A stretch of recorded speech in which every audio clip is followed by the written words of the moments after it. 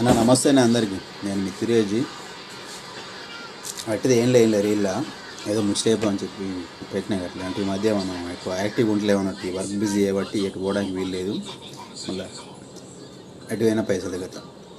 ఇప్పుడు నేను చెప్పే విషయం ఏంటంటే, మైగ్రెంట్ వర్కర్స్ అంటే విదేశాలకు వెళ్ళేవాళ్ళు, అది ఏ దేశమైనా కావచ్చు, సింగపూరే కావచ్చు, దుబాయ్ కావచ్చు, మస్కటే కావచ్చు, ఎటు పోయే వాళ్ళైనా కానీ వాళ్ళు ఇల్లు పెట్టి వెళ్ళిపోతారు కదా.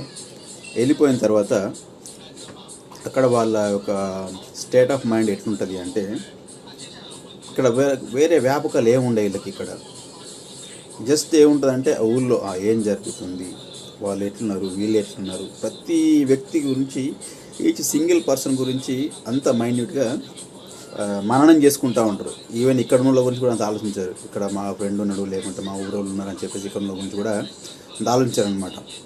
ఎట్లుంటుందంటే, అక్కడ మేము ఈ టైంకి చేసినాం, ఆ టైంకి అది చేసినాం, ఇట్లా తిరిగినాం, ఇప్పుడు నాకేమన్నా సమస్య అయితే మా వాళ్ళు మొత్తం ఉరికిపోయి ఇట్లా లాభపడతారు అని చెప్పేసి ఒక స్టేట్ ఆఫ్ మైండ్లో ఉంటారు అనమాట. అది దాదాపుగా విదేశాలు వాళ్ళకి అందరికీ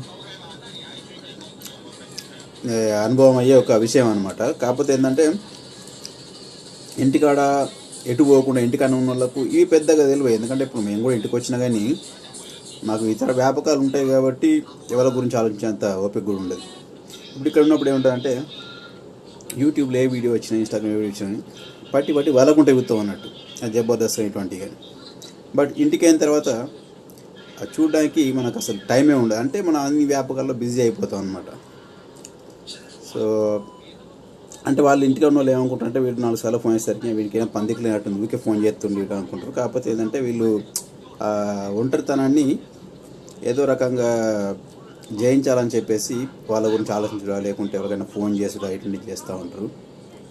సో దాన్ని మీరు, నేను పని లేదు, వీనికి పైసలు బాగా వస్తున్నాయి, లేకుంటే వాడు అట్టి కూర్చున్నాడు వాటికి ఫోన్ చేస్తాను అనుకుంటారు. బట్ అట్టి కూర్చుండి కాదు, వాళ్ళలో ఉన్న ఒంటరితనాన్ని దూరం చేసుకోవడానికి ఎవరితో ఒకరితో మాట్లాడుతూ ఉంటారు.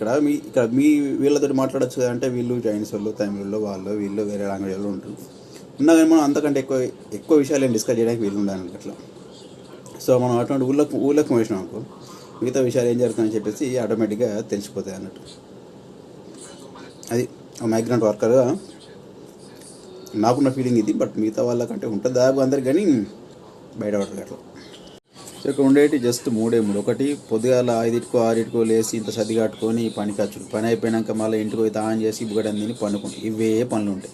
ఒకసారి ఏమనిపిస్తుంది అంటే, సైట్ నుంచి పోయి 6 గంటలకు 7 గంటలకు సైట్ నుంచి వెళ్ళిపోతాం. మార్నింగ్ 6 గంటలకు వస్తాం. అరే ఇప్పుడే పోయినాం కదా, అంత గంట అరగంట అవుతుంది అని చెప్పేసి అట్లా